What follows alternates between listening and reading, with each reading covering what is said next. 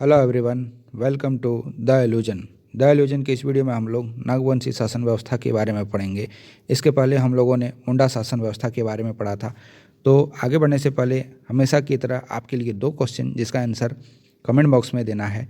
झारखंड की द्वितीय राज्य भाषा की कुल संख्या कितनी है? ऑप्शन आपके सामने है, आंसर आप जरूर दें। दूसरा, झारखंड में कुल कितने प्रखंड है? 264, 265, 210 या 215? आगे बढ़ने से पहले चैनल को सब्सक्राइब करें, दोस्तों के साथ शेयर करें, वीडियो पसंद आता है लाइक करें। इसका पीडीएफ आप डाउनलोड करना चाहते हैं तो आप हमारे टेलीग्राम ग्रुप, व्हाट्सएप ग्रुप और फेसबुक पेज से जाकर इसको डाउनलोड कर सकते हैं। नागवंशी शासन व्यवस्था के बारे में हम लोग पढ़ेंगे। तो जैसे कि आप जानते हैं कि मुंडा जो थे यही नागवंशियों में हस्तांतरित हो गए थे। तो यह जो हस्तांतरित हुए यह साल था यानी वर्ष था 64 ईस्वी। और नागवंशी में जब यह हस्तांतरित हुए तो इसका प्रथम शासक फनी मुकुट राय हुए। फनी मुकुट राय नागवंशियों के पहले राजा थे।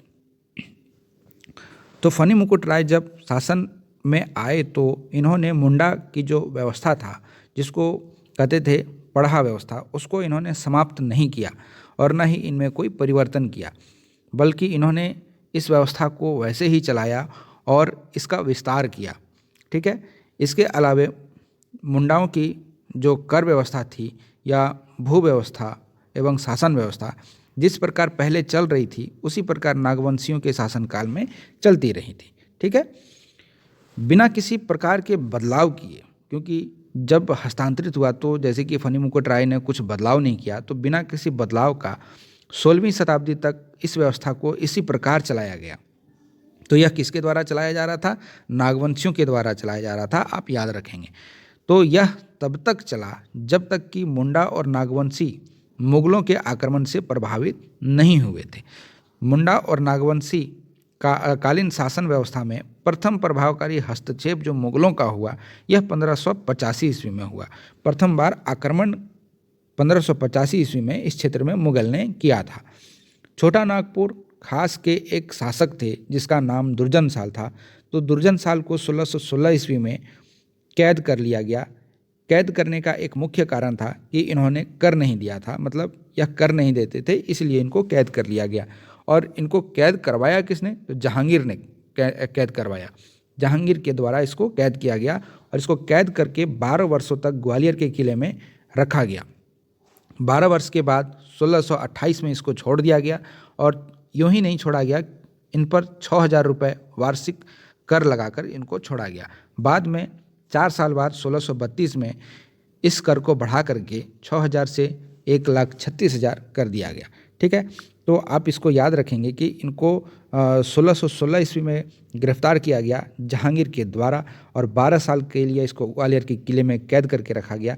बाद में 1628 में इसको छोड़ा गया और छोड़ने के एवज में 6000 रुपये वार्षिक दर से इसको कर लगाया गया और यह कर बाद में 1632 में बढ़ा करके 1,36,000 कर दिया गया। तो आप इसको याद रखेंगे। हम लोग जानते हैं कि आमतौर पर नागवंशी कर नहीं लेते थे, क्योंकि जैसे कि इन्होंने कोई बदलाव नहीं किया था, कर व्यवस्था कुछ थी नहीं, क्योंकि मुंडाओं में भी कोई कर व्यवस्था नहीं थी, तो इसलिए नागवंशियों में भी यह चीज़ नहीं आया।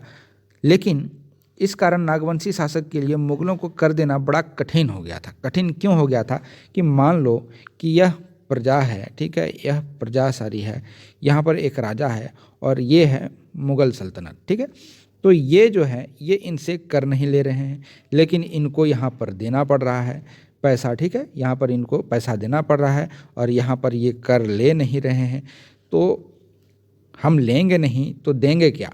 ठीक है, तो ये चीज़ यहाँ पर बड़ा कश्मकश में फंस गया और बड़ा दिक्कत में यहाँ पर नागवंशी पड़ गए, जो कर देने में बड़ा कठिनाई होने लगा। अंततः नागवंशी शासकों ने लगातार बढ़ते कर की मात्रा के कारण प्राचीन व्यवस्था को इन्होंने बदल दिया और कर वसूलना शुरू कर दिया। मतलब अब कर वसूला जाने लगा। पहले नहीं वसूलते थे, बाद में वसूलते थे। ठीक है, आप यदि जेपीएससी का एग्ज़ाम देते हो तो आप इसको ज़रूर इसमें मेंशन करें ताकि आपको एक पॉइंट यहाँ पर मिले। और यदि आपको इंटरव्यू में पूछा जाता है तो यदि आपसे पूछा जाए कि नागवंशी क्या कर लेते थे, कर लेने का एक मुख्य कारण क्या था, तो आप इसको ज़रूर बताएं। ठीक है, आगे बढ़ते हैं। हम लोग देखते हैं इस प्रकार पढ़ा कि मुख्य मानकी जो थे वह नागवंशी शासकों ने भूंइहर कहा। नागवंशी शासक मानकी कौन थे? मानकी थोड़े से अच्छे कहें तो एक पद के ऊपर आते थे। इनको भूंइहर कहा गया क्योंकि यह मालगुजारी वसूलने लगे थे। जो नागवंशी शासक थे उन्होंने मालगुजारी वसूलने का जो आदेश था वह भूंइहर को दिया। तो भूंइहर कौन थे? ये मानकी लोग थे। ठीक है, मानकियों के द्वारा ही मालगुजारी वसूलने लगा और मालगुजारी जो वसूलते थे उनको भूंइहर कहा गया। ठीक, आप कंफ्यूज नहीं कीजिए। भूंइहर कर वसूलते थे, मतलब मालगुजारी वसूलते थे, और भूंइहर ही मानकी थे। मानकी को कहा गया कि आप कर वसूलोगे, मालगुजारी वसूलोगे, और जो मालगुजारी वसूलते थे वही भूंइहर थे। क्लियर हुआ? चलिए आगे बढ़ते हैं।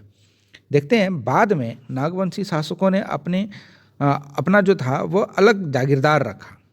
क्यों? क्योंकि भूंइहर से ये ज़्यादा संतुष्ट नहीं हुए कि ये मालगुजारी वसूल नहीं पा रहे हैं, यार ये लोग ना गड़बड़ कर रहे हैं, ये लोग पैसा खा रहे हैं, ये लोग पैसा दाब लेते थे। इनके अंदर ये भावना आ गई तो ये अलग से जागीरदार रखें। भूंइहर को इन्होंने बैठा दिया। तो जब भूंइहर बैठ गए तो इनकी स्थिति खराब हो गई, क्योंकि अब तो इनको वेतन भी नहीं मिलने लगा। तो आप इसको भी याद रखेंगे। अंग्रेज़ों का प्रभाव इस समय में कैसा था? क्योंककि आप पढ़े कि जहांगीर तो था ही, तो 1700 के दशक में अंग्रेज़ों का दबाव इस क्षेत्र में बढ़ने लगा था और काफ़ी ज़्यादा ही बढ़ गया था। हम कहें 1765 में बिहार में बंगाल की दीवानी मिलने के बाद अंग्रेज इस क्षेत्र में आकर मतलब प्रॉपर आ चुके थे। इस क्षेत्र को, मतलब जो छोटा नागपुर का क्षेत्र है, इस क्षेत्र को अंग्रेज़ों ने पटना काउंसिल के विलियम्स फोर्ट के अंतर्गत रखा।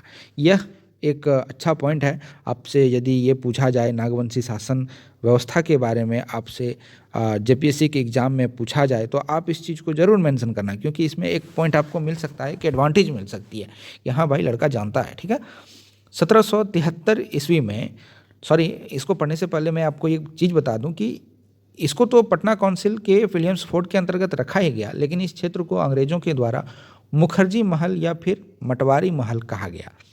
1773 ईस्वी में इस क्षेत्र में कोई नियमित कर नहीं आ रहा था, इस क्षेत्र से कोई अच्छा पैसा नहीं मिल रहा था।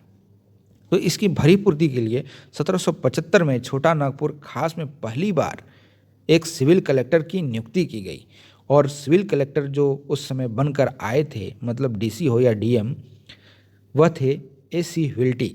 तो आपको यह भी नाम याद रखना है कि 1775 में एसी व्हिल्टी जो थे वह सिविल कलेक्टर बन के सिर्फ कर उठाने के लिए यहाँ पर आए थे। ठीक है,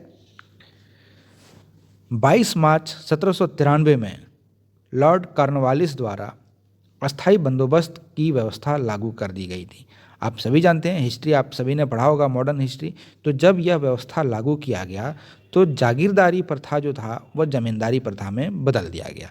इस प्रभाव से राजा महाराजाओं की अस्थाई बंदोबस्ती के आड़े में जमींदार बना दिया गया। आपने पढ़ा होगा कि जो भी राजा महाराजा थे उनको कहा गया कि ठीक है आप इस चीज़ को रखो, आपको इस चीज़ का जमींदार बना दिया जाता है, आप जमींदार बनोगे, यहाँ का कर वसूलोगे। इसी के आड़े में इनको जमींदार बना दिया गया और प्राचीन समय से चली आ रही मुंडा एवं नागवंशी कालीन व्यवस्था को पूरी तरीके से अंग्रेज़ों ने बर्बाद कर दिया। तो आपको ये लेक्चर कैसा लगा? आशा करता हूँ कि ये लेक्चर आपको अच्छा लगा होगा। यदि अच्छा लगा तो आप वीडियो को लाइक करें, शेयर करें, कमेंट करें। Thank you for listening. God bless you all.